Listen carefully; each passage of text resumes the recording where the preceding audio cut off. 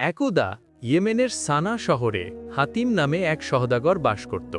সে ছিল অত্যন্ত ধনী এবং ধর্মভীরু। তার ব্যবসার সুনাম দূর-দূরান্ত পর্যন্ত বিস্তৃত ছিল। তবে তার ধন সম্পদ নয়, তার চারিত্রিক গুণাবলী তাকে সবার কাছে প্রিয় করে তুলেছিল। হাতিম সবসময় মনে করত ব্যবসার আসল মূলধন হল আমানতদারি এবং সত্যবাদিতা। একদিন হাতিম এক দূরবর্তী রাজ্যের উদ্দেশ্যে রওনা হল। পথ দুর্গম আর সফর দীর্ঘ। মরুভূমির পথ পাড়ি দেওয়ার সময় একদল ডাকাত তাদের কাফেলাকে আক্রমণ করল। ডাকাতরা সবার মালামাল ছিনিয়ে নিল। হাতিমের কাফেলার একজন লোক ছিল জুবাইর, যে ছিল হাতিমের সহকারী।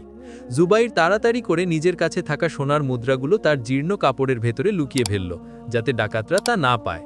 যখন ডাকাত সর্দার তার দলবল হাতিমের কাছে এলো, সর্দার জিজ্ঞেস করল, তোমার কাছে আর কি আছে যা লুকাতে চেষ্টা করছো? হাতিম নির্ভীকভাবে উত্তর দিল, আমার কাছে আর কিছু নেই যা লুকাতে পারি, তবে আমার উটের পিঠের এই বস্তাগুলোতে যা আছে তার সবই তোমরা নিয়ে গেছো। যখন ডাকাত সর্দার জুবায়েরের কাছে গেল, জুবায়ের ভয়ে কাঁপতে কাঁপতে চুপ রইল। সর্দার তাকে জিজ্ঞাসা করল, তোমার কাছে কি কিছু লুকানো আছে? জুবায়ের অস্বীকার করল, কিন্তু ডাকাত সর্দার সন্দেহ করল এবং তার জামাকাপড় তল্লাশি করার আদেশ দিল। জুবায়েরের জীর্ণ কাপড়ের ভাঁজ থেকে সোনার মুদ্রাগুলো বেরিয়ে এলো। সর্দার অবাক হয়ে হাতিমের দিকে তাকালো। সে হাতিমকে জিজ্ঞেস করল, তোমার কাছে প্রচুর ধন সম্পদ ছিল, তুমি চাইলে সহজেই তার কিছু লুকাতে পারতে, কিন্তু তুমি তা করনি। আর এই গরিব লোকটি সামান্য কিছু স্বর্ণ লুকিয়ে ফেলেছে, এর কারণ কি? হাতিম মৃদু হেসে বলল, আমার বাবা আমাকে শিখিয়েছিলেন দুনিয়ার সবচেয়ে বড় সম্পদ হল আল্লাহর কাছে দেওয়া ওয়াদা পূর্ণ করা এবং সত্য কথা বলা।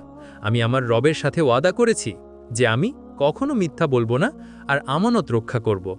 যদি আমি আজ আমার ধন সম্পদ লুকানোর জন্য মিথ্যা বলতাম, তবে আমার ব্যবসার মূল নীতি এবং আমার ইমানের সবচেয়ে বড় ভিত্তিটাই ভেঙে যেত। এই ধন সম্পদ ক্ষণস্থায়ী, কিন্তু আমার ওয়াদার সত্যবাদিতাই আমার আসল সওদা। ডাকাত সর্দার এই কথা শুনে গভীরভাবে প্রভাবিত হল। সে দেখল একজন মানুষ শুধুমাত্র তার বিশ্বাসের প্রতি অবিচল থাকার জন্য কত বড় ক্ষতিকেও তুচ্ছ মনে করতে পারে। সর্দার হাতিম এবং জুবায়েরের সকল মালামাল ফিরিয়ে দিল। এমনকি সে তার দলবল নিয়ে সেই মুহূর্তেই ডাকাতি ছেড়ে দেওয়ার অঙ্গীকার করল এবং আল্লাহর কাছে অনুতপ্ত হয়ে তওবা করল। এই গল্পটি আমাদের শিক্ষা দেয় যে জীবনের সবচেয়ে মূল্যবান সম্পদ হল সত্যবাদিতা, স্কিদক এবং আমানতদারিতা, আমানা। ক্ষণস্থায়ী বস্তু বা সম্পদের চেয়েও ইমানের এই ভিত্তিগুলো রক্ষা করা একজন মুমিনের জন্য অধিক গুরুত্বপূর্ণ।